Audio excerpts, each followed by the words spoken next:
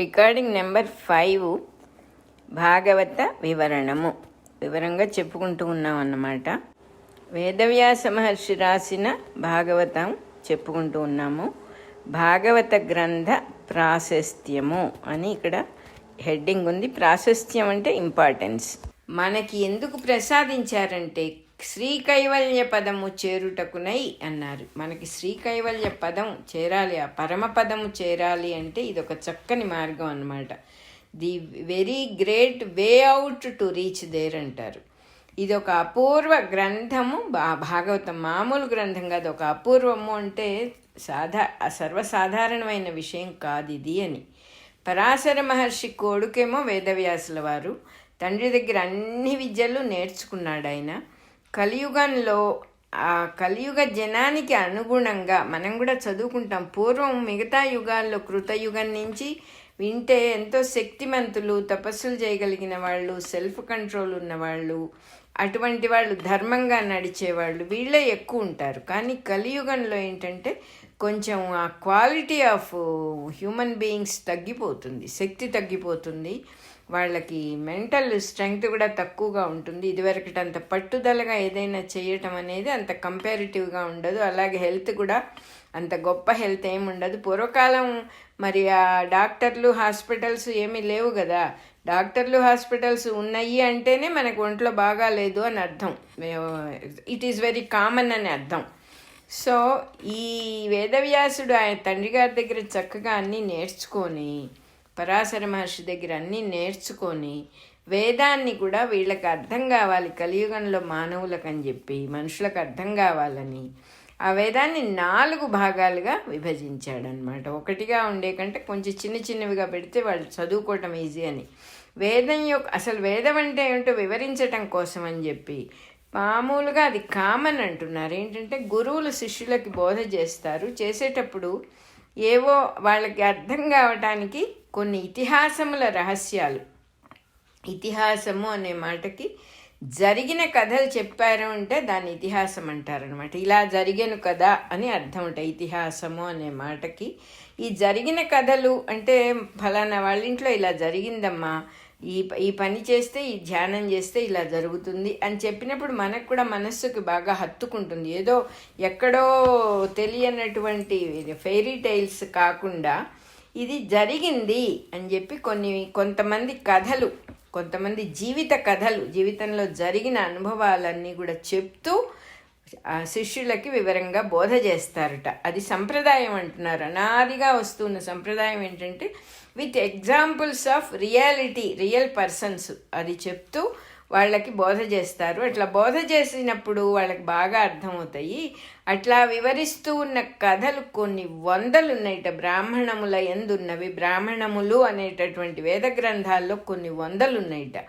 కొన్ని ఉపనిషత్తుల్లో ఉన్నాయిట. వానిని ఇతిహాసములు అంటారు. ఇతిహాసం అంటే చెప్పుకున్నాం కదా, జరిగిన కథల్ని కథగా చెప్పినప్పుడు ఇతిహాసం అంటారు. వానిని నెమ్మదిగా సమన్వయం చేసుకుంటూ వస్తే ఆ కథలన్నిటినీ కూడా ఏం జరుగుతుందిట, సృష్టిగా దిగి వచ్చే పరబ్రహ్మాన్ని 5 లక్షణాలతో వివరించటమే పురాణము అని పేరు పెట్టారు దానికి.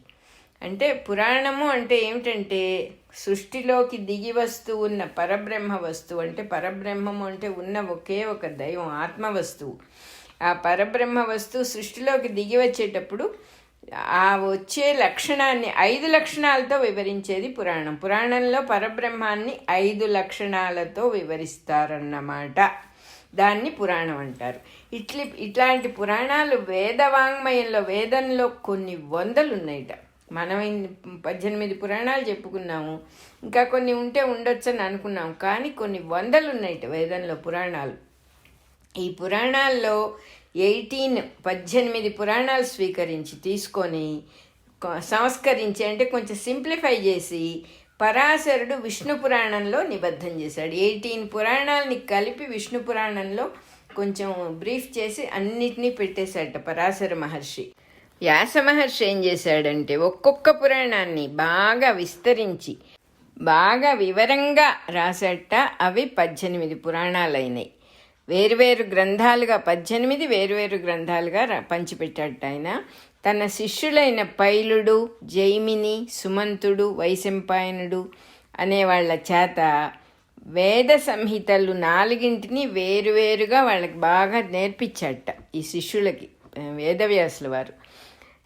ఆ శిష్యవర్గం వల్ల ఇవన్నీ మళ్ళీ అన్ని 4 భాగాలైనటువంటి వేదాలని చక్కగా రాయించి, ఒక్కొక్కళ్ళు విడివిడిగా రాయరు, ఒక్కొక్కళ్ళు ఒక్కొక్క ప్రతి రాస్తారు. ఒక్కసారి వేదమాయన చెప్పినప్పుడు ఇంతమంది శిష్యులు కాపీ చేసుకుంటారు, అన్ని కాపీలు ఉంటాయన్నమాట వాళ్ళ దగ్గర. సో వాళ్ళందరి చేత వేరువేరుగా అన్నీ స్థిరం చేయించాడు. 5వ శిష్యుడైన సూత మహామునితో విస్తారమైన పురాణ సంహితను బాగా ప్రచారం చేయించాడట. విస్తారంగా ఎందువల్ల చేయించాడు ఆయన? ఈ కలియుగంలో జనానికి ఏదో ఉపయోగం కలగాలి, వీళ్ళు పాపం చాలా బాధలు పడతారు, ఇక్కడ ఉండేటటువంటి పరిస్థితులు పూర్వకాలపువి కాదు, ఇదివరకటి కాలంలో ఉన్న సింప్లిఫైడ్ లైఫ్ వీళ్ళకు ఉండదు, వీళ్ళకి చాలా కష్టపడతారు, వాళ్ళకు ఒక ధైర్యం ఇచ్చేటటువంటి విషయాలు కావాలి వాళ్ళకి అని చెప్పి పురాణాలు రాసి, వేదాలని 4 భాగాలుగా సంస్కరించి పురాణాలు కూడా రాసి శిష్యులకి చెప్పి బాగా వాటిని గ్రంథస్థం చేయించటమే కాకుండా తన 5వ శిష్యుడైన సూతుడి చేత ఎంతో వివరంగా పురాణాలన్నీ కూడా ప్రచారం చేయించాడుట ఆయన. ఇంతేకాకుండా ఇంకా ఏం చేశాడంటే తనతో సమకాలికులు అంటే తనతో పాటు ఆయన ఉన్నప్పుడు ఉన్నవాళ్లే కౌరవులు, పాండవులు కూడా. ఈ కథ అంతా కూడా ఆయన ఉన్నప్పుడే జరిగింది. మనం కూడా భారతం చదువుకుంటే మధ్య మధ్యలో వ్యాసుల వారు వెళ్ళటం, వాళ్ళని కలవటం అనేటటువంటి ప్రసక్తి వస్తుంది. తనతో పాటుగా ఉన్న సమయంలో జరిగిన ప్రపంచ యుద్ధం, కౌరవులకి పాండవులకి మధ్యలో ఆ జరిగిన ప్రపంచ యుద్ధాన్ని, ఆ స్టోరీ అంతా కూడా ఇంకో ఇతిహాసం చేసి రాశాడు ఆయన. ఇతిహాసం అంటే చరిత్రని ఇతిహాసము అంటారని ఈ పాటికి మనకు అర్థమై ఉంటుంది. జరిగిన కథని దాని పేరు జయము అని పెట్టారు. జయము అనే మాటకి అర్థం వేరే ఉంది. జయ అనే మాటకి 8, 1 అని అర్థము. మామూలుగా సాంఖ్యశాస్త్రం అంటారు, అంటే అంకెల శాస్త్రం ప్రకారం రివర్స్ చేసి చదవాలట. అందుకని 18 జయము అంటే 18 అనే నెంబర్ వస్తుందన్నమాట. అది రాసిన తర్వాత ఆయన సర్పయాగము అనేది ఒకటి జరిగింది. ధర్మరాజు మనవడైనటువంటి జనమేజయుడి ఆస్థానంలో ఆ సర్పయాగ సందర్భంలో వైశంపాయనుడు ఏం చేశాడంటే ఇంకా కొంత వివరణ అంతా కలిపి ఈ కురువంశ చరిత్రలు బాగా ఈ కురు పాండవుల చరిత్రలన్నీ కూడా భారతము అనే పేరుతో ప్రవచనం చేశాడు, కథగా చెప్పాడన్నమాట వైశంపాయనుడు. చేసినప్పుడు దాన్ని ఇంకా విపులంగా వ్యాఖ్యానం చేసి వైశంపాయనుడు ఇంకా కొంచెం ఎక్స్టెండ్ చేసి స్టోరీని, అంటే జరిగిన కథనే ఇంకా కొంచెం కలిపి భారతము అనే పేరుతో ప్రవచనం చేశాడు. దాన్ని ఇంకా విపులంగా చేసి వ్యాఖ్యానించి రకరకాలుగా ఉన్నవన్నీ బాగా ఎక్కువ చెప్పి ఉపాఖ్యానాలు కూడా ఇంకా ఎక్కువ చేసి సూత మహాముని ఏం చేశాడంటే శౌనకాది మునులకు బోధించి అప్పుడు దాన్ని మహాభారతము అని పేరు పెట్టాడు. ఫస్ట్ జయము, తర్వాత భారతము, తర్వాత మహాభారతం. ఎందుకంటే ఇంకా పెద్దదైంది పుస్తకం, అందువల్ల అది మహాభారతం అయింది. అప్పుడేమైంది, ఈ విస్తృతంతా కూడా ఇది అసలు ఒకళ్ళు రాసిన పుస్తకానికి ఇంకొకళ్ళు యాడ్ చేయటం ఏమిటి అని మనకు అనిపిస్తుంది, కానీ వ్యాసుల వారి సమ్మతితో జరిగింది అని ఇక్కడ క్లియర్గా చెప్తూ ఉన్నారు. ఆయన పర్మిషన్ తీసుకునే చేశారన్నమాట వీళ్ళు. అదిగాక ఇక్కడ పర్సనాలిటీ ఏం ఉండదు, ఏది జరిగినా నువ్వు చేసావు నేను చేసావు అనే కొట్లాటలు ఉండవు కాబట్టి ఎవరు చేసినా అది లోక కళ్యాణానికే కాబట్టి పెద్ద పట్టించుకోరు ఇట్లాంటి విషయాలు. అయినా కూడా ఆయన పర్మిషన్ తీసుకున్నారని చెప్పి ఇక్కడ స్పెషల్గా రాస్తూ ఉన్నారు. ఇదంతా కూడా వ్యాసుడు ఈ విధంగా వేదంతో కూడిన సమస్త విజ్ఞానాన్ని, వేదం ఏమిటి ఉపనిషత్తులేమిటి అన్నీ కలిపి ఈ సమస్త విజ్ఞానాన్ని కూడా రాసిన తర్వాత ఒక చింత కలిగింది ఆయనకి. ఇన్ని అయిపోయినాయే, ఇంత వేదంతో కలిపి ఉపనిషత్తులతో కలిపి నేను చేసింది ఎవరైనా చదువుతారా కలియుగంలో? వీళ్ళకి అసలు అంత టైం ఉంటుందా? ఈ గ్రంథంలో మంచి విజ్ఞానం ఉన్నమాట నిజమే, వాళ్ళకు అందుబాటులో ఉండేట్టుగా నేను రాశానా లేదా? కలియుగంలో వాళ్ళు కష్టజీవులు కూర్చొని పుస్తకాలు చదవడానికి వాళ్ళకి ఎక్కడ తీరుతుంది అని చెప్పి వీళ్ళకి చక్కని అనుభూతి, ఆనందం కలగాలి ఏదైనా నేను చేసిన పని వల్ల, అంతేగాని వాళ్ళని శ్రమ పెడుతున్నానేమో అని ఆయనకు ఒక దిగులు పట్టుకుంది. నేను రాసిన దానివల్ల, నేను గ్రంథస్థం చేయించిన దాంట్లో ఎక్కువ విజ్ఞానమే ఉంది, నాలెడ్జ్ ఎక్కువగా ఉంది. దీన్ని చదివినప్పుడు వాళ్ళు మానవులందరూ కూడా వేరే వేరే శాఖల్లోకి ఇష్టపడిపోయి మతభేదాలు పుడతాయేమో. ఒకళ్ళొకటి ఇష్టపడి ఇంకోటి ఇష్టపడినప్పుడు అది రకరకాల గుణదోషాలు, విమర్శలు పుడతాయి కదా, నేను పొరపాటు చేశానేమో అని చెప్పి ఆయనకు కొంచెం బాధ కలిగింది. వీళ్ళకి కలియుగంలో మానవులకి ధర్మం కోసం అర్థకామాలని సమన్వయించుకునే సత్తు ఉండదు అంటున్నారు. అర్థము అంటే డబ్బు, కామము అంటే కోరిక. ఈ రెండింటిని ధర్మం కోసం వాడుకోవటం అనేది కలియుగపు వాళ్ళకి తెలియదు. అన్నీ కూడా వాళ్ళ దృష్టి ఎట్లా ఉంటాయంటే అర్ధకామాలకి ధర్మాన్ని వాడుకుంటారు. అటువంటి వాళ్ళు ఈ పురాణాలన్నీ చదివి దాంట్లో పట్టుబట్టి దాన్ని సుఖశాంతులను ఎట్లా సంపాదించుకుంటారు, వాళ్ళకి ఇది ఎట్లా అర్థమవుతుంది, వాళ్ళకి తీరుబడి ఎక్కడుంటుంది, వాళ్ళకి కావాల్సిన సుఖశాంతులు కదా, అది ఎలా నేను వాళ్ళకి ఇవ్వటము. ఆ దైవానుభూతి ఒక్కటే కదా సుఖాన్ని శాంతిని ఇచ్చేది. దైవానికి సంబంధించిన విషయం ఏదైనా ఉంటే శాంతి సుఖం వస్తాయి అని అనుకున్నాడు ఆయన. తను చేసే పని సామాన్య జనులకు ఉపయోగంగా ఉండాలి అనేటటువంటి సంకల్పం ఆయన నుంచి భగవంతుడే వచ్చేటట్టుగా చేశాడు. ఋషులంటే అదే, వాళ్ళు స్వయం సంకల్పాలు అనేవి వాళ్ళకు అసలు ఉండవు. స్వయం సంకల్పం అంటే ఏంటంటే దానివల్ల తనకు ఒక లాభమో నష్టమో పర్సనల్ బెనిఫిట్ అనేది ఉండదు. దాన్నే స్వయం సంకల్పం లేకుండా ఉండటం అంటారు.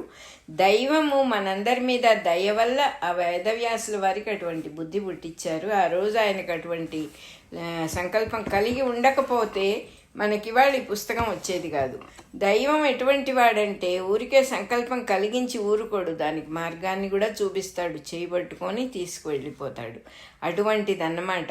ఇక్కడ ఏమైంది, అలా వ్యాకుల పడుతూ ఉన్నాడు ఆయన, దిగులు పడుతూ ఉన్నాడు. అయ్యో నా వల్ల నిజంగా సామాన్య ప్రజలకి ఉపయోగం అయ్యే పని జరగకుండా అయిపోతుంది అని బాధపడుతూ ఉన్నప్పుడు ఆయన గురువుగారైనటువంటి నారద మహర్షి దిగి వచ్చాడు. కిందకు వచ్చి ఆయనకి ఏమీ పర్వాలేదు, నువ్వు చక్కగా చేయగలుగుతావు ఈ పని అని ధైర్యం చెప్పి, నువ్వు ఆకర్షణతో రాస్తే పుస్తకం వాళ్ళు మళ్ళీ ఇంద్రియ లోలత్వం పొందుతారు, వాళ్ళ ఆకర్షణకి కింద పడిపోతారేమో అని భయపడుతున్నావు, అట్లా భయపడక్కర్లేదు, దైవానికి సంబంధించిన ఆకర్షణ ఉండేట్టుగా రాయి. దైవానికి సంబంధించిన ఆకర్షణ ఉంటే అది లోలత్వం కాదు, అది మేలు చేస్తుంది కానీ కీడు చెయ్యదు. సామాన్య జనులందరూ బెనిఫిట్ అవుతారు దానివల్ల. నువ్వు రాసే పుస్తకంలో దైవానుభూతే ప్రధానంగా ఉండాలి. భాగవతమే రాయి, నేను నీకు కథ చెబుతాను. ఈ భాగవతం ఎట్లా వచ్చిందంటే మధురమైనటువంటి మార్గం ఇది, ఈ భాగవత మార్గము. ఇది అసలు ఎలా వచ్చిందంటే సాక్షాత్తు కృష్ణ పరమాత్మే మైత్రేయుడికి చెప్పాడు. మైత్రేయుడికి చెప్పిన తర్వాత సృష్టి సమయంలో బ్రహ్మదేవుడికి కూడా చెప్పాడు. దాని గురించి శ్రీకృష్ణుడు మైత్రేయుడికి వివరించిన తర్వాత బ్రహ్మగారి వల్ల నారదుడు కూడా ఉపదేశం పొందాడు. ఇప్పుడు నారదుడి వల్ల నా వల్ల నువ్వు ఉపదేశం పొందుతున్నావు. నీ దిగులంతా తీసేసేయి, ఈ భాగవతాన్ని మధురాతి మధురంగా మంచి అనుభూతి వచ్చేటట్టుగా భక్తుల కథలన్నీ జోడించి రాసేసేయి నువ్వు అని ఆయన గైడెన్స్ ఇచ్చాడన్నమాట. అంటే మన లోపల నుంచి ఒక ఇన్స్పిరేషన్ అనేది రాకపోతే మనం ఏ పని చెయ్యలేము. ఆ ఇన్స్పిరేషన్ ఏమో 10 మందికి ఉపయోగించాలి, జనం అందరికీ ఉపయోగించాలి అంటే సాక్షాత్తు పైనుంచే దిగి వస్తుంది. అలాగే మన సృష్టిలో మహానుభావులు అనేవాళ్ళు, సమాజానికి అనేక రకాల మంచి చేసిన వాళ్ళు, సతీ సహగమనం ఉండేది, వరకట్నం ఉండేది, ఎన్నో ఉండేవి. వీటన్నిటికీ కూడా కన్యాశుల్కం ఉండేది. కన్యాశుల్కం అంటే ఆడపిల్లల్ని అమ్ముకోవటం అన్నమాట. చిన్న చిన్న పిల్లల్ని బేరం పెట్టి అమ్మేసేవాళ్ళు అన్నమాట. ఇట్లాంటి దురాచారాలన్నిటికీ కూడా పోగొట్టడం కోసమని అనేక రకాల త్యాగాలు చేసి వాళ్ళు ఇవన్నీ సాధించారు. వాళ్ళకేమీ పర్సనల్ బెనిఫిట్ లేదు దీనివల్ల. అట్లాగే ఈ పుస్తకాలు రావటానికి కూడా పైనుంచి అనుగ్రహం రావటం, దానికి తగినట్టుగా గురువు వచ్చి ఉపదేశించడం, ఏం చేయాలో మనకు ఒక దోవ చూపించడం, మార్గాన్ని చూపించటం, ఇవన్నీ కూడా ఋషులకి జరుగుతూ ఉన్న విషయాలు. ఎందుకంటే ఇది సర్వజనానికి లోక కళ్యాణానికి ఉపయోగించేది. లోక కళ్యాణం అంటే ఏంటంటే సామాన్య జనుల రూపంలో, జీవుల రూపంలో ఉన్నటువంటి ఆ నారాయణుడే తృప్తి పడటానికని జరుగుతూ ఉన్న విషయం ఇది. నారాయణుడు తృప్తి పడాలంటే సర్వజీవులు తృప్తి పడాలి. ఎందుకంటే అన్ని జీవులు ఆయన లోపలే ఉన్నాయి. మనం చదువుకుంటాం కదా, చదువుకోబోతున్నాం. శ్రీకృష్ణ పరమాత్మ కడుపులో, చిన్నపిల్లవాడి కడుపు లోపల 14 లోకాలు ఉన్నాయిట. అవన్నీ చదువుకుంటాం. 14 లోకాల్లో ఎన్ని జీవులు ఉన్నాయి, ఆ జీవులందరూ తృప్తి పడితే స్వామి తృప్తి పడతాడు అనేటటువంటి చక్కని ఉపదేశం జరుగుతుంది భాగవత గ్రంథం వల్ల. వేదాల్లో అగ్ని విష్ణువు, అగ్ని విష్ణువు. విష్ణువు అంటే సర్వవ్యాపకమైన వాడు అని అర్థం. అగ్ని కూడా సర్వవ్యాపకమే. 2 పేర్లతోనే పరబ్రహ్మాన్ని ఉపదేశించారట వేదాల్లో. అగ్నిని ఆరాధిస్తారు, విష్ణువుని ఆరాధిస్తారు. ఈ 2 పేర్లు ఒకళ్ళవే. సర్వవ్యాపకము అని అర్థం. విష్ణువు అంటే వైష్ణవం కాదు, శైవం కాదండి, వైష్ణవం అని కాదు. విష్ణువు అంటే ఇక్కడ సర్వవ్యాపకుడైన వాడు అని దానికి అర్థం, అంతే. అలాగే అగ్ని కూడా, ఇప్పుడు అగ్నిదేవుడు సర్వత్రా లేకపోతే మనం గడ్డగట్టుకు పోయేవాళ్ళం కదా. దేహాలు ఎక్కడ నిలబడితే జీవులు ఎక్కడ బతికుంటారు? సో అగ్ని విష్ణువు అనే పేర్లతో పరబ్రహ్మాన్నే ఈ 2 పేర్లు పెట్టి వేదాల్లో ఉపదేశించారట. సర్వాంతర్యామి అయిన అగ్ని లేక విష్ణువు అంటున్నారు. ఇప్పుడు నేను చెప్పిందే మళ్ళీ ఇక్కడ చెప్పారు. అట్లా సర్వత్రా ఉన్నటువంటి విష్ణువు నుంచి, విష్ణువు అనే పేరు కలిగిన అగ్ని నుంచే సృష్టికర్తలైన బ్రహ్మ కానీ, ఇంద్రుడు కానీ, దేవతలందరూ, ఋషులు అందరూ పుట్టారుట. వాళ్ళకి చాలా తమాషాగా చెప్తూ ఉన్నారు ఇక్కడ. ఈ పుట్టిన వాళ్ళందరూ చాలామంది ఉన్నారు. ఎవరెవరు ఉన్నారు? సృష్టికర్తలైన ఇంద్రాది దేవతలు ఉన్నారు, బ్రహ్మదేవుడు ఉన్నాడు, తర్వాత ఋషులందరూ ఉన్నారు. వీళ్ళందరికీ కూడా సర్వాంతర్యామి గురించి భావన కలిగినప్పుడు స్వామి ఉంటాడట. వాళ్ళకి ఆ భావన కలగనప్పుడు సృష్టి వస్తుందిట. సృష్టి అంటే అసలు అర్థం ఏంటి? సృష్టి అంటే వివిధత్వము, వెరైటీ, అంతే. అంటే పరబ్రహ్మ గురించి ఆలోచన వస్తే, సర్వాంతర్యామి గురించి ఆలోచన వస్తే సర్వాంతర్యామే ఉంటాడు, ఒక్కడే ఉంటాడు. అంతర్యామి అనే పురుషుడు ఒక్కడే ఉంటాడు. ఎలక్ట్రిసిటీ ఎలాగైతే మనకి అన్ని బల్బుల్లో, అన్ని హీటర్లలో చల్లదనానికి అదే, వేడికి అదే, ఫ్యాన్లకి అదే, అన్నిటికీ ఒకే పవరు ఎలాగైతే వాడుతూ ఉన్నామో అలా ఒకే ఒక పరబ్రహ్మము అనే పవరు ఒక్కటే, ఆ శక్తి ఒక్కటే, ఆ చైతన్య శక్తి ఒక్కటే ఇన్ని జీవులుగా కనపడుతోంది, ఉన్నది ఒకటే అని తెలుస్తుందిట. ఆ సర్వాంతర్యామి స్ఫురణ వాళ్ళ లోపల మనసులోకి వచ్చినప్పుడు. కానీ అది రాకపోతే సృష్టి వస్తుందిట. అంటే ఈ 2 విషయాలు మనం జాగ్రత్తగా చదువుకుంటే ఇక్కడ ఏమవుతుందంటే, నిద్రపోయేటప్పుడు మనకి ఎవరికి కూడా బయట ఏ సృష్టి ఉండదు. అప్పుడు సర్వాంతర్యామి దృష్టే ఉంటుంది. సర్వాంతర్యామి అంటే నేను సపరేట్ అనే భావన లేకపోతే అంతా ఒకటే. ఆ నిద్రలో మనకు ఆ భావన లేదు. కానీ మనం నిద్రపోతూ ఉన్నాం కాబట్టి ఆ అనుభూతి మనకు లేదు. కానీ ఉండే స్థితి మాత్రం సర్వాంతర్యామి స్థితే. లేవంగానే మొత్తం మన మనస్సులో ఉన్నటువంటి కాన్సెప్చువల్ వరల్డ్ అంతా కూడా బయటకు వస్తుంది. మనస్సులో వరల్డ్ లేకపోతే బయట లేదు అని అనేక సార్లు చదువుకోబోతున్నాం మనం. చిన్నపిల్లలకి ప్రపంచం అంతా లేదు, పిచ్చివాళ్ళకి ప్రపంచం అంతా లేదు, నిద్రపోయేవాడికి ప్రపంచం అంతా లేదు. అంటే అర్థం ఏంటి? మన మనసులో నుంచే మనం బయటికి తీసుకొస్తున్నాం. కళ్ళు నిద్ర లేచి కళ్ళు తెరిచి తెరవంగానే నేను, నాది అనేటటువంటి పెద్ద మహా సంసార వృక్షం పెరిగిపోతుంది క్షణాల మీద. ఇంకా వచ్చేస్తుంది నా ఇల్లు, నా వాకిలి, నా జాబు, నేను వెళ్ళిపోవాలి, నేను నేను నేను నేనని అనేకం పుట్టుకొస్తాయి టక టక టక టక. అంత చక్కగా చెబుతూ ఉన్నారు ఇక్కడ. అది సృష్టి అన్నమాట. మనం బయటకు వచ్చామా సృష్టి, నిద్రపోయామా లయం. నిద్రపోయామా సర్వాంతర్యామి స్ఫురణలో ఆ అసలు సోర్స్ని టచ్ చేస్తాం కాబట్టి నిద్రలో మన నిద్ర లేచాక హాయిగా ఉంటుంది. అంత సుఖం ఇంకా దేనికి ఉండదు. అది అక్కడ ఆశ్చర్యం. అంత సుఖం ఉంది దాంట్లో. ఎందుకంటే ఒరిజినాలిటీని, ఒరిజినల్ సోర్స్ని టచ్ చేసామన్నమాట. అది చెప్తూ ఉన్నారు. మొట్టమొదటి దానివల్ల సుఖం వస్తుంది, ఆనందం వస్తుంది. సర్వాంతర్యామి స్ఫురణ కలిగినప్పుడు మొదటి దానివల్ల ఆనందం వస్తుంది. ఆనందమే కాకుండా సృష్టి యజ్ఞం అంతా చేయడానికి నిర్వహించే సామర్థ్యం కూడా వస్తుంది. సృష్టి చేయాలంటే సామర్థ్యం కావాలి, బ్రహ్మదేవుడికైనా సరే దేవతలకైనా సరే. అది ఎట్లా వస్తుంది అంటే ఆ సోర్స్ని టచ్ చేసినందువల్ల ఆ శక్తి వస్తుంది. మనకు కూడా మనం లేచి మన సృష్టి మనం చేసుకుంటూ ఉన్నాం. యాక్చువల్గా అది బ్రహ్మదేవుడి సృష్టి లాంటిదే. ఆయన ఏమిటో మనము రిప్లికానే మళ్ళీ. కాకపోతే మన సృష్టి మనకు సపరేట్గా ఉంటుంది, ఆయన సృష్టి ఆయనకు అంతటా ఉంటుంది. మనం కూడా in part and parcel of his creation. మళ్ళీ మనకి వేరే సృష్టి మనం చేసుకుంటూ ఉన్నాం. మనకి ఇండివిజువల్ అండ్ సమిష్టి సృష్టి రెండు ఉంటాయి అన్నమాట. సో ఇంకా చెప్తూ ఉన్నారు, మొట్టమొదటి దానివల్ల అంటే సర్వాంతర్యామి స్ఫురణ వచ్చినప్పుడు ఆ మంచి ఆనందం కలుగుతుంది, మంచి నిర్వహించే సామర్థ్యం కూడా కలుగుతుంది, ఎందుకంటే you are touching the source. రెండో దానివల్ల ఏమవుతుంది, రెండోది ఏమిటి, నానాత్వం. సృష్టి వచ్చేసింది, దానివల్ల ఏమవుతుంది, సృష్టి దృష్టి వచ్చింది.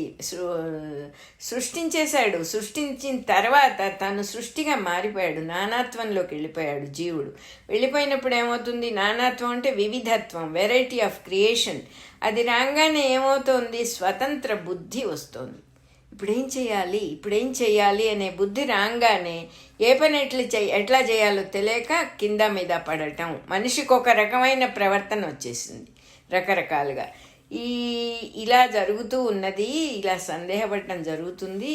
సామవేదంలో నాద ఉపాసన ఉన్నది, దాని మూలంగా పరబ్రహ్మంలో లయమై ఉండిపోవటము అనే ప్రాసెస్ ఒకటి ఉంది. సామవేద మార్గంలో నాదోపాసన చేసి పరబ్రహ్మంలో లయమైపోవటము అంటే లీనమైపోవటము, తన్మయమైపోవటము, తనువు విడిగా లేకుండా తను అదిగా అయిపోవటము. అది దేనికి, నాదము అంటేనే సంగీతం, సామవేదం అంటే సంగీతం. ఉపాసనగా దాన్ని చేసినప్పుడు పరబ్రహ్మంలో మనం లయమైపోతాం. నేను విడిగా ఉన్నాను అనే స్ఫురణ పోతుంది, దాన్ని భక్తి మార్గము అంటారు. ఈ సామవేద మార్గమే భాగవత సంప్రదాయంగా కూడా వచ్చింది అని చెప్పి చెప్తూ ఉన్నారు. సామవేద మార్గమే భాగవతంది కూడా అని కన్ఫర్మ్ చేశారు ఇక్కడ.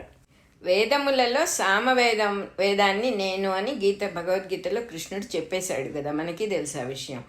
దాని నుంచే, ఆ సామవేదం నుంచే సంకీర్తనలు, భజనలు, నాటకాలు మొదలైనవన్నీ కూడా వచ్చినాయి. గ్రంథాల్లో ఉన్న విజ్ఞానము ప్రధానం కాకుండా అది కూడా నాదము మొదలైన వాటితో అనుభూతికి సహకరించడమే భాగవత సాంప్రదాయం. అంటే గ్రంథంలో ఒక విజ్ఞానం ఉన్నది, అది మాత్రమే కాక నాదంతో అంటే శబ్దంతో కలిగేటటువంటి ఆనంద అనుభూతికి ఈ భాగవత సంప్రదాయం అనేది సహకరిస్తుంది. ఇట్ హెల్ప్స్ అన్నమాట. ఈ నాదానుభూతి కలగాలంటే భాగవతం అనేది మనకి బాగా సహాయం చేస్తుంది. అనుభూతికి, బ్రహ్మానంద అనుభూతి అంటే ఒక పర్టిక్యులర్ అనుభవం. మిగతా అన్నీ కూడా అనుభవాలను మనం చెప్పుకుంటాం కాబట్టి దీన్ని కూడా అనుభవము అన్నప్పుడు చాలా క్యాజువల్గా ఉంటుంది. ఈ అనుభవాలన్నీ మామూలు అనుభవాలు ఇవన్నీ. అలా కాకుండా అనుభూతి అనేది భగవంతుడికి సంబంధించిన అనుభూతి. ఈ భగవంతుడు అంటున్నారు. ఎవరి భగవంతుడు అసలు అని చెప్పుకోవాలంటే ఇండివిజువల్గా ఉన్నదేమో వ్యక్తి, బయట విడిపడిన వాడేమో వ్యక్తి, అంతా ఒకటిగా ఉన్నవాడు భగవంతుడు. ఒకటే ఎనర్జీ మొత్తంగా ఉంటుంది. ఇక్కడ అక్కడ అని ఏ తేడా లేదు, టోటాలిటీ అన్నమాట. ఆ టోటాలిటీయే భగవంతుడు. యాక్చువల్గా మనం గమనించుకుంటే, మనం గమనించం కానీ మామూలుగా విషయాలు, ఏ చిన్న పని అవ్వాలన్నా టోటల్ క్రియేషన్ యొక్క హెల్ప్ ఉండాలి, మనకి కోఆపరేషన్ ఉండాలి, లేకపోతే ఏ పని అవ్వదు. ఏదో నాకు దగ్గర డబ్బులు ఉన్నాయండి, టికెట్ కొనుక్కుని ఫ్లైట్ ఎక్కాను, ట్యాక్సీ పిలిచాను, వాడి డబ్బులు పడేశాను, ఫ్లైట్ ఎక్కాను, వెళ్ళిపోయాను అంటానికి వీల్లేదు. నీ ఆరోగ్యం ఎంతో సహకారం నీకు జరిగితే కానీ నువ్వు ఆ ప్రయాణం చేయలేవు. నీ టికెట్ కొనుక్కోవడానికి నీ దగ్గర డబ్బులు ఉండాలి, ఓకే ఉన్నాయి, కొనుక్కున్నావు. నీ ఆరోగ్యం ఆ సమయానికి బాగుండాలి, మీ ఇంట్లో వాళ్ళందరి ఆరోగ్యం బాగుండాలి, నీ ఇంట్లో ఎవరైనా చావు జరగకూడదు, ఎవరి చావులు జరగకూడదు, చుట్టుపక్కల నీ బంధువులు ఎవరికి ఏ యాక్సిడెంట్లు అవ్వకూడదు, నీ ప్రయాణం క్యాన్సిల్ అయ్యే సిచ్యువేషన్స్ ఏవి రాకూడదు. అంటే రాకుండా సహకారం నీకు జరుగుతోంది అని అర్థం. అదేవిధంగా నువ్వు ట్యాక్సీ వాడిని పిలిస్తే ట్యాక్సీ కండిషన్లో ఉండాలి, ట్యాక్సీ వాడు కూడా ఆరోగ్యంగా ఉండాలి, వాడు గుడ్ టెంపర్డ్ ఫెలో అయి ఉండాలి, వాడికి సరైన డ్రైవింగ్ తెలిసి ఉండాలి, వాడు నిన్ను సమయానికి ఎయిర్పోర్ట్కి చేర్చాలంటే ఆ రూట్లో ఏ ప్రాబ్లము రాకుండా ఉండాలి. ట్రాఫిక్ జామ్ అవ్వకూడదు, పొలిటీషియన్స్ ఎవరు రాకూడదు. ఎక్కడో ఎవరో యాక్సిడెంట్ అయి ట్రాఫిక్ అంతా ఆగిపోయిందంటే నీ ప్రయాణం గోవిందా. అట్లా ఎంతో సహకారం అవుతుంది. సరే ఎయిర్పోర్ట్కి వెళ్ళావు, ఎయిర్పోర్ట్కి వెళ్ళిన తర్వాత సడన్గా ఏదో ఒక ఫైర్ ప్రాబ్లం రావచ్చు, పెద్ద ఫైర్ రావచ్చు, లేకపోతే ఎయిర్ క్రాఫ్ట్కి ప్రాబ్లం రావచ్చు. ప్రాబ్లమ్స్ కోకొల్లలుగా ఉన్నాయి. Anything to anything is possible in this world. అన్నిటికీ 50% ఛాన్స్ ఉంటుంది. ఎలా బతుకుతాం మనం? ఈ భాగవతంలో ఉన్నటువంటి గ్రంథంలో విజ్ఞాన విషయాలు అంటే చాలా రకాల నాలెడ్జ్ ఉంది దీంట్లో కూడా. వాటికి ఎక్కువ ఇంపార్టెన్స్ ఇవ్వకుండా భాగవతం కూడా నాదానుభూతికే ఎక్కువ సహాయం చేస్తుంది. అది భాగవత సాంప్రదాయం అని చెప్పారు ఇక్కడ. సో ఏం తెలిసింది అనే దానికి ఇంపార్టెన్స్ ఇవ్వకుండా అసలు ఈ పుస్తకంలో ఏమిటి మెయిన్గా చెప్తున్నారు అనేది ఆ ఇంపార్టెన్స్ తెలుసుకొని మనుషులు ఉద్ధరింపబడతారు అంటున్నారు. అట్లాగే సంగీతంతో సమానమైన స్థాయి. సంగీతం ఎంత సహాయం చేస్తుందో, నాదోపాసన అన్నారు ఇక్కడ. లయాత్మకమైనటువంటి నాద ఉపాసన ఎంత సహాయం చేస్తుందో అదే రకంగా కుడి ఎడమగా కొంచెం అటు ఇటుగా సాహిత్యానికి కూడా అంత ఇది అబ్బింది అంటున్నారు. సాహిత్యం కూడా అంత ఇంపార్టెన్స్ ఉంది దీనికి. ఆ సాహిత్యం వల్ల కూడా మనస్సు కరగటము. ఇప్పుడు ఈ పుస్తకం అంతా సాహిత్యమే కదా, అదే మనస్సు కరగటం, దైవంలో వెక్కి వెళ్ళిపోవటం అనేటటువంటి ప్రాసెస్ జరుగుతుంది.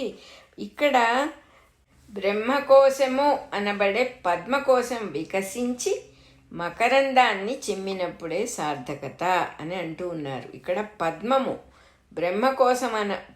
బ్రహ్మకోశము అనబడేటటువంటి మనలో ఉన్న ఒక పద్మకోశము వికసిస్తుందిట. ఆ పువ్వు వికసించినప్పుడు ఏమవుతుంది, లోపల ఉన్న తేనె చిందుతుందిట. అది చిందినప్పుడు మనకి ఒక రకమైన ఆనందం కలుగుతుంది, పారవస్యం కలుగుతుంది, తృప్తి కలుగుతుంది. ఆ రకమైన రహస్యాలన్నిటికీ కూడా భగవంతుడి స్వరూపుడైన వ్యాసుల వారి రచన శైలి, స్టైలు, మాధుర్యము అన్నీ చాలా ముఖ్యంగా ఉంటాయి. తెలుగులో పోతన గారు రాసింది కూడా చాలా ఇలాగే రసప్రధానంగా, భక్తి ప్రధానంగా, మధుర ప్రధానంగా ఉంటుంది అని చెప్పారు. ఈ ఆనందము అనేటటువంటి అనుభూతికి దోవ తెలుసుకోవాలని చెప్పి ఈ నేర్పరితనం ఎక్కడుంది అంటే నారదుడి దగ్గర ఉంది. ఆనందానుభూతి మార్గానికి దోవ చూపించగలడుట నారద మహర్షి. దాన్ని చూపించటానికే నారదుడు వ్యాస మహర్షికి తన పూర్వజన్మ కథ అంతా చెప్పాట. నారదుల వారి పూర్వజన్మ అంటే ఎలా ఉంటుందంటే పాపం దాసీ పుత్రుడుట. ఎవరింట్లోనో పని చేసుకుంటూ పొట్ట పోషించుకుంటోంది వాళ్ళ అమ్మగారు. ఆ దాసీపుత్రుడై పుట్టిన నారదుడికి భాగవత సాధన మార్గంలో సిద్ధులైన మహానుభావుల సేవ చేయటం అనే అవకాశం వచ్చిందిట ఆ జన్మలో. 5 ఏళ్ల పిల్లవాడు ఎక్కడో వాళ్ళమ్మ పనిచేస్తూ ఉంటే ఆ పనిచేస్తున్న ఇంటికి ఋషులందరూ వచ్చారట. ఋషులు ఎందుకు వచ్చారు? ఆ వానాకాలం రాగానే చాతుర్మాస్యలు అని చెప్పి వాళ్ళు ఇంకా వానలో ఎక్కడ తిరగకుండా ఒక చోట ఉండి వాళ్ళు ఏదో మంచి యజ్ఞ సంబంధమైన విషయాలన్నీ చేసుకుంటారు. ఒక చోటే ఉంటారు ఆ 4 నెలలు. అటువంటి సమయంలో ఆ ఇంట్లో వీళ్ళ అమ్మగారు పనిచేయటం జరిగినప్పుడు అక్కడ ఆవిడ కొడుకైనటువంటి నారదుడు ఆ మహనీయులందరికీ చిన్నపిల్లవాడు ఎంతో సేవ. చిన్నపిల్లలు పరిగెత్తుకుంటూ ఎన్ని పనులో చేస్తారు.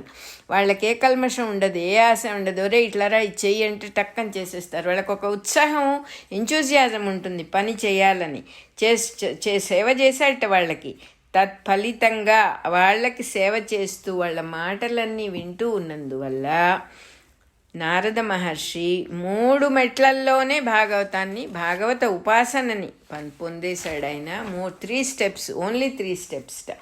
ఏమిటా 3 స్టెప్స్? ఫస్ట్ది విష్ణు ఉపాసనము, రెండోది వాసుదేవ ఉపాసనము, మూడోది నారాయణోపాసనము అనే 3 స్టెప్స్లో ఏది పొందాలో ఆ సిద్ధిని నారదుల వారు పొందారు అని చెప్తూ ఉన్నారు. విష్ణోపాసనం అంటే ఏంటంటే కళ్ళు తెరవంగానే మనకి ఏమేం కనపడతాయో అవన్నీ కూడా ఆకారాలన్నీ కూడా నామములు, పేర్లు, ఆకారాలన్నీ విష్ణువు యొక్క పేర్లే, విష్ణువు యొక్క ఆకారాలే, విష్ణువు యొక్క మాటలే అనే బాగా ఆ ఉపాసన అలవాటు చేసుకోవాలట. కనపడేదంతా విష్ణు స్వరూపమే అనే ఉపాసన బాగా అలవాటు చేసుకోవాలట. బాగా చేయగా దాని మీద ఒక పట్టు చిక్కుతుంది మనకి. పట్టు చిక్కటం అంటే ఏంటంటే ఎఫర్ట్లెస్గా జరుగుతుంది కొన్నాళ్ళయ్యాక. మొదట్లో ఎఫర్ట్ పెడతాము, డ్రైవింగ్ నేర్చుకునేటప్పుడు అంతే, సైక్లింగ్ నేర్చుకునేటప్పుడు అంతే. మొట్టమొదటి ఎఫర్ట్ పెడతాం, తర్వాత ఎఫర్ట్లెస్గా వచ్చేస్తుంది అది. అదే రకంగా ఆయనకి విష్ణోపాసన మీద మంచి గట్టి పట్టు వచ్చిందిట.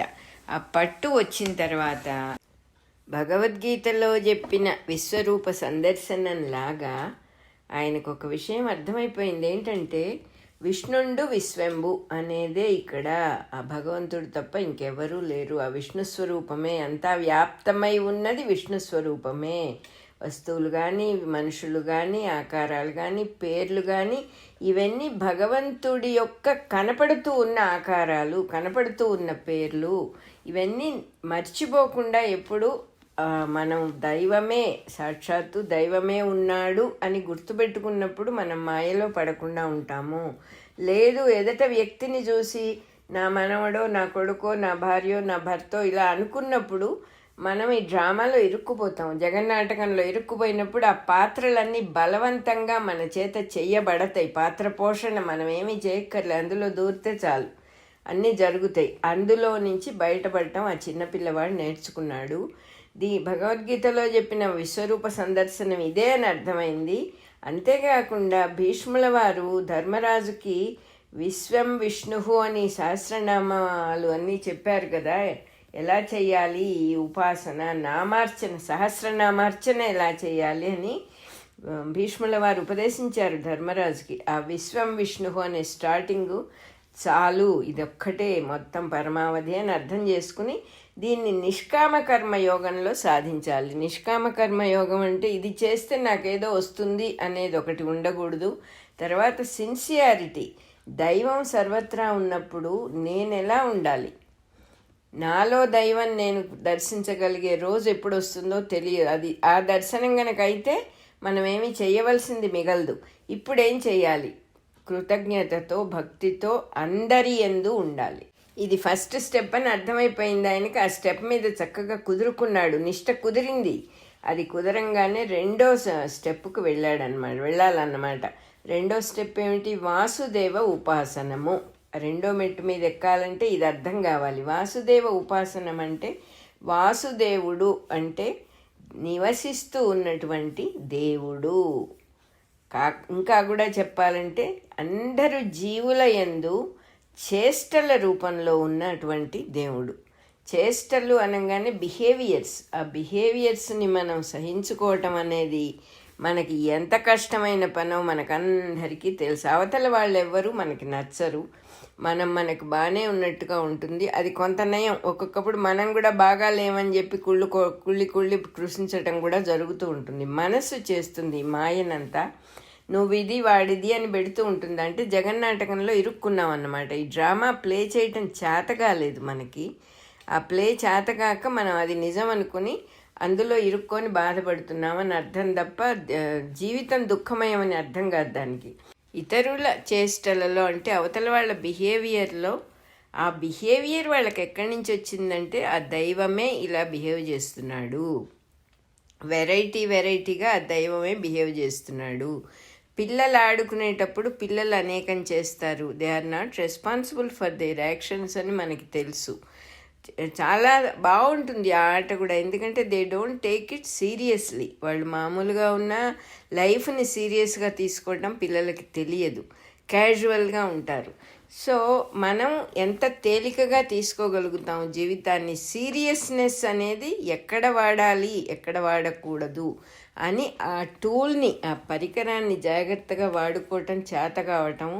తర్వాత అసలు మొట్టమొదటిగా నేర్చుకోవాల్సింది ఏమిటి అని ఇక్కడ చెప్తూ ఉన్నారు. వాసుదేవ ఉపాసనము అంటే అవతల వాళ్ళ ప్రవర్తన, బిహేవియర్ ఎలా ఉన్నా కూడా ఒప్పుకోవటం నేర్చుకోవాలి. ఎందుకు నేర్చుకోవాలి, ఎందుకు ఒప్పుకోవాలి అంటే మన కోసమే చేయాలి. మనం ఏ పని చేసినా ఇంకొకళ్ళని ఉద్ధరించడానికి కాదు, వాళ్ళని ఒప్పుకొని వాళ్ళకేదో కిరీటం పెట్టడానికి కూడా కాదు.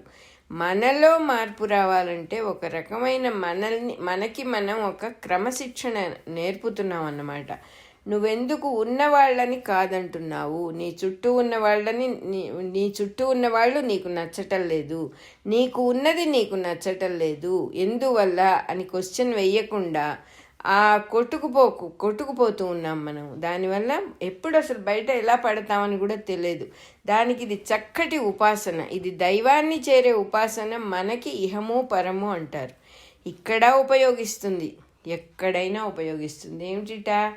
ఇతరులు ఎలా ప్రవర్తించినా కూడా అది దైవస్వరూపమే. యూజీ గారు అని మా ఇంటికి వచ్చేవారు. మనం యూజీ కృష్ణమూర్తి అని నెట్లో కొట్టినా కూడా మనం వస్తాయి, కానీ దయచేసి ఆయన వీడియోలు అవి చూడొద్దు.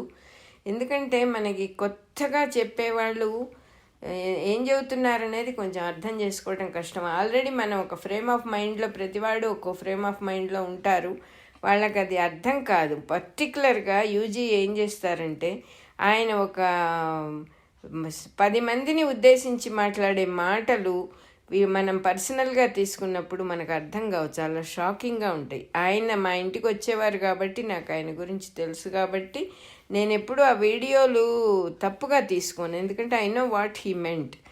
సో ఈ యూజీ వచ్చేవారు, ఆయన చెప్తూ ఉండేవారు అన్నమాట. నేనైతే అలా చెయ్యను యూజీ, వాళ్ళు ఎందుకు అట్లా చేశారు అని అడిగితే, నో అండి, if you are in that position you will exactly do like that అనేవారు. ఇదేమిటి అసలు నాకు అర్థమయ్యేది కదా, అదేంటి యూజ్ అంటే, అవును వాళ్ళ బ్యాక్గ్రౌండ్ మీ బ్యాక్గ్రౌండ్ అయి ఉంటే, వాళ్ళ బ్రాటప్ మీ బ్రాటప్ అయి ఉంటే మీరు అలాగే ఉండేవారు. మీరు ఇప్పుడు ఈ విడిగా ఉండి వేరే బిహేవియర్తో, వేరే కల్చర్తో పెరిగి నేను అక్కడ అలా చెయ్యను అంటాం ఎంత మటుకు న్యాయం? ఆ పొజిషన్లో ఉన్నవాడు అలాగే చేస్తాడు, మీరైనా అలాగే చేస్తారు, వాడైనా అలాగే చేస్తాడు. మనం ఇంకొకళ్ళని తప్పు పట్టడానికి వీల్లేదు అని చెప్పేవారు యూజీ. నాకు ఈ వాసుదేవోపాసనే కనపడుతోంది ఆయన చెప్పిన దాంట్లో. అవతల వాడు ఆ పొజిషన్లో ఉన్నప్పుడు అలాగే ఉంటాడు, నువ్వు వాడిని యాజ్ ఇట్ ఈజ్గా ఒప్పుకోగలిగితే ఒప్పుకోవాలి.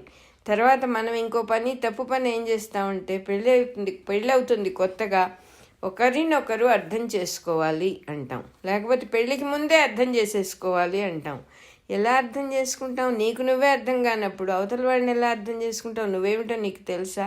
నీకేమన్నా కొంచెం సెల్ఫ్ కంట్రోల్ ఉందా? ఏది చెయ్యాలి ఏది చేయకూడదని మనకేమన్నా తెలుసా? ఏం తెలియదు మనకి. అవతల వాళ్ళని ఎలా అంచనా వేస్తాం? ఏమిటి అసలు అర్థం చేసుకోవటం అంటే ఏమిటి? వాడు అన్నదానికల్లా ఒప్పుకోవటం, లేకపోతే ఆవిడ అన్నదానికల్లా ఎలా ఒప్పుకుంటాం? ఒప్పుకోలేము అని మనకు కూడా తెలుసు. So you will have to accept the other person as they are. అంతే, ఉన్నది ఉన్నట్టుగా ఒప్పుకోవటమే అర్థం చేసుకోవటం తప్ప వాడినేదో అర్థం చేసుకొని ఆమెనేదో అర్థం చేసుకుని ఆ ప్రకారం మనం వెళ్ళటం అనేది అవని పని, ఇంపాసిబుల్ టాస్క్ అంతే అది. అంతేకాదు మనస్సు మందర, అది ఎప్పుడు ఇంపాసిబుల్ టాస్కే పెడుతూ ఉంటుంది. ఆ ఇంపాసిబుల్ టాస్క్ వల్ల ఏమవుతుందంటే మనస్సుకు బలం ఎక్కువ అవుతుంది. అసలే అది వైల్డ్ యానిమల్. ఆ వైల్డ్ యానిమలే ఒక కోతికి కొబ్బరికాయ ఇచ్చి కళ్ళు దాగింది నిప్పు దొక్కింది అన్నట్టుగా గంతులేస్తూ ఉంటుంది అది ఫైనల్గా. సో ఇవన్నీ గమనించుకొని, ఓహో నాలో నాకు ఏమాత్రం కంట్రోల్ లేని విషయం ఒకటి ఉంది, అది నా స్వభావం ప్రకారమే బిహేవ్ చేస్తాము. ఆ స్వభావం ప్రకారం బిహేవ్ చేసేటప్పుడు అవతల వాళ్ళని నేను ఎలా తప్పు పెడతాను? నేను నేర్చుకోవాలి. అసలు ఎప్పుడైనా ఏ విషయమైనా నేను నేర్చుకోవాలి, నేను అనుగుణంగా పోవాలి, నేను అనుసరించిపోవాలి అనే మాటలన్నీ కూడా మనకు ఉపయోగిస్తాయి, మన సాధనకు ఉపయోగిస్తాయి. కాదు అంటే పోట్లాట, గోల, లైఫ్ అంతా చాలా డిస్టర్బ్డ్గా ఉంటుంది. మనకేమీ సుఖం ఉండదు దానివల్ల. 100% రాసి ఇవ్వచ్చు ఎవరైనా సరే. మనం ఇప్పుడు జీవించే జీవితం ఎప్పుడెలా ఉంటుందో తెలియదు. అన్నీ 50% ముందు చెప్పుకున్నట్టుగా అవ్వచ్చు, అవ్వకపోవచ్చు, బతకొచ్చు, చావచ్చు, పుట్టచ్చు, పుట్టకపోవచ్చు. ఒకటి కాదు అసలు, ఎన్నో ఉన్నాయి ఇట్లాంటివన్నీ కూడా. మనం ఎంత మాయకులమైతే 50% ఛాన్స్తో సుఖంగా బతకొచ్చు అని ఆలోచిస్తాం. నిజానికి అన్నీ ఒప్పుకుంటే, ఉన్నదాన్ని ఉన్నట్టు ఒప్పుకోవడం అంటే ఈల్డ్ అవ్వటం కాదు, మెంటల్ రెసిస్టెన్స్ లేకుండా ఉంటే మనమే ఆశ్చర్యపోతాం. మెంటల్ రెసిస్టెన్స్ లేకపోతే పరిస్థితిలో ఇంత మార్పు ఉంటుందా అని ఆశ్చర్యపోతాం. చాలా తమాషాగా ఉంటుంది. మనల్ని మనం మార్చుకోవడానికి సిద్ధపడినప్పుడు దైవం ఎంత సహాయం చేస్తాడో. దైవం అంటే టోటాలిటీ అని చెప్పుకున్నాం. చుట్టూ పరిసరాలు, వ్యక్తులు, పరిస్థితులు అన్నీ కూడా అనుకూలంగా అవటానికి అవకాశం ఉంటుంది. ఎప్పుడంటే మనల్ని మనం మార్చుకోవటానికి సిద్ధంగా ఉంటే చాలు. ఏదో కరెక్ట్గా ఎలా ఉండాలో అలా నా చేత ప్రవర్తింపచేయి నాయనా అని మన ఇష్టదైవానికి ఒక నమస్కారం పెట్టుకున్నా కూడా చాలు. అలా ఉంటుంది. ఈ బిహేవియరల్ ప్యాటర్న్స్ అనేవి కూడా వాసుదేవుడి యొక్క లక్షణాలు. ఈ ప్రవర్తనలన్నీ కూడా భగవంతుడి యొక్క లక్షణాలే. ఆయన పేరు వాసుదేవుడు. ఈ ఎదుటివాడి ప్రవర్తనలో వాసుదేవుడే ఉన్నాడు అని ఆ దైవాన్ని గుర్తు తెచ్చుకున్నప్పుడు చాలా తేలికైపోతుంది. ఇది విష్ణుపాసనం తేలిక కంపారిటివ్గా, కానీ వాసుదేవ ఉపాసన ఇంకా కొంచెం గురి కుదిరి నిలబడటానికి టైం పడుతుంది. స్థాయి చిక్కటానికి ఇతరుల చేష్టలు చూస్తూ ఉంటే వాళ్ళ బిహేవియర్స్లో మనలో కోపము, తిక్క అన్నీ బాగా పైకి వస్తాయి. అలా ఉంటుందన్నమాట. ఆ వాసుదేవుడికి చాలా ఇష్టం ఏమిటి? ఆట ఇష్టం ఆయనకి. ఆట అంటే ఏమిటి? అంతా ఏమీ లేకపోతే అంత బాగుంటే సినిమా ఏముంటుంది? ఎవడు చూస్తాడు అసలు? అంతా బాగుందండి, అద్భుతంగా ఉంది, అందరూ గొప్ప గొప్ప విషయాలు అచీవ్ చేస్తారు, అందరూ మంచివాళ్ళు, అన్నీ కొనుక్కుంటూ ఉంటారు, అన్నీ తింటూ ఉంటారు, రోగాలు రావు, రొస్టులు రావు, ఏమీ ఉండదంటే ఆ సినిమా ఎవడైనా చూస్తాడు అసలు? ఇక్కడ కూడా వాసుదేవుడికి అప్ అండ్ డౌన్ అంతా కూడా చాలా ఇష్టం. తమాషాగా ఉంటుంది, లీలగా ఉంటుంది. పిల్లలు ఆడుకుంటుంటే మనం చూసి ఎలా ఆనందిస్తామో అదే రకంగా రకరకాల ప్రవర్తనలు. సృష్టి అంటేనే వెరైటీ. ఆ వెరైటీలో ప్రవర్తనల్లో కూడా కావాల్సినంత వెరైటీ. ఆ ప్రవర్తనలన్నీ ఆయనే అని చూసేటప్పుడు మన జీవితం ఎలా ఉంటుంది అంటే మనమే తెలుసుకోవాలి. అది నేను చెప్పొచ్చు, ఇంకొకరు చెప్పొచ్చు, పుస్తకాల్లో రాయొచ్చు. అది మనకి ఎలా ఉపయోగిస్తుంది? సో అండ్ సో పర్సన్ చాలా గొప్పవాడండి, సో వాట్, మనకేమొస్తుంది? ఆయన గొప్పవాడైతే మనకేమొస్తుంది? ఇప్పుడు ఆయన కాళ్ళు గడికి నెత్తిని చల్లుకుంటే మనకేమీ రాదు. నిన్ను నువ్వు అప్పగించుకుంటే అప్పుడు మార్పు రావడానికి అవకాశం ఉంటుంది. మనల్ని మనం ఎవరికి అప్పగించుకోవాలి? చెప్పుకుందాం నెమ్మదిగా, అన్ని విషయాలు వస్తాయి. ఇక్కడ ప్రస్తుతం వాసుదేవ ఉపాసన గురించి చెప్పుకుంటూ ఉన్నాము. ఎదటి వాళ్ళ ప్రవర్తన చూసేటప్పుడు మనలో ఉన్న కామము, క్రోధము అవన్నీ ఫాట్మని పైకి వస్తాయి. చక్కగా మనల్ని మనం గమనించుకోవచ్చు. ఎక్కుతూ ఉంటుంది నసాళానికి. ఒక్కొక్క డైలాగ్కి మనలో ఒక ప్రెషర్ పెరుగుతూ ఉంటుంది.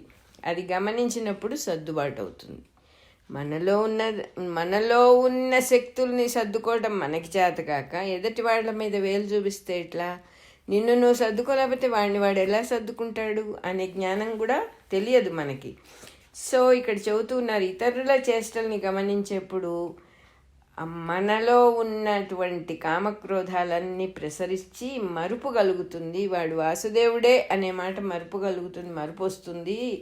అట్లా మరుపు రాగానే పాపపుణ్యాలు, కామక్రోధాలన్నీ పైకొచ్చి చూసేవాడిలో చెప్తూ ఉన్నారు ఇక్కడ పూర్వార్జితములైన, అంటే పూర్వం నుంచి ఎంటర్టైన్ చేస్తూ వచ్చాం కదా కోపతాపాలన్నిటినీ, అవన్నీ చక్కగా పైకి వస్తాయిట. ఎదుటివాడిని చూడంగానే వాడు నచ్చక, వాడి ప్రవర్తన నచ్చక మనలో ఉన్న దోషాలన్నీ పైకొచ్చి నానా గొడవ అయిపోతుంది. మనకి తెలుసు జీవితం ఎలా ఉందో.